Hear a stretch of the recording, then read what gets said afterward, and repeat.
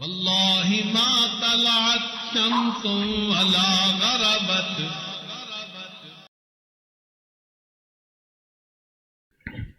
علی جان روایت کرتے ہیں کہ نبی علیہ السلام نے ارشاد فرمایا کہ تمہارے اوپر ایک بہت بڑا فتنہ آنے والا ہے، یعنی دجال کا فتنہ.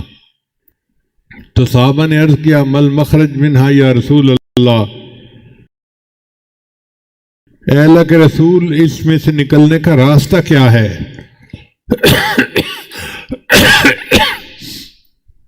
تو نبی علیہ السلام نے اس کے جواب میں 15 باتیں فرمائیں.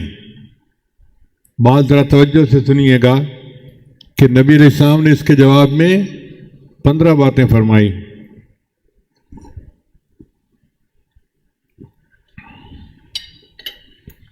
پہلی بات فرمائی کتاب اللہ، کہ اس سے نکلنے کا راستہ اللہ کی کتاب ہے.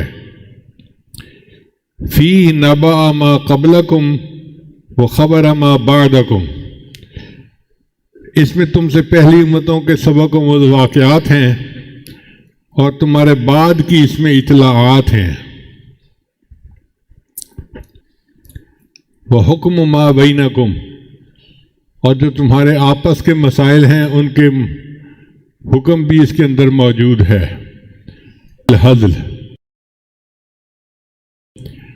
وہ قول فیصل ہے، وہ کوئی فضول بات نہیں ہے یا وہ گوئی نہیں ہے. من ترکہ من جبار قسمہ اللہ، جو جابر و سرکش اس کو چھوڑے گا اللہ اس کو توڑ کے رکھ دے گا. وَمَنِ ابْتَغَى الْهُدَى فِي غَيْرِهِ أَضَلَّهُ اللَّهُ، اور جو اس کے علاوہ ہدایت کو تلاش کرے گا اللہ اس کو گمراہ کر دے گا. وَهُوَ حَبْلُ اللَّهِ الْمَتِينُ، اور وہ اللہ کی تعلق کی ایک مضبوط رسی ہے.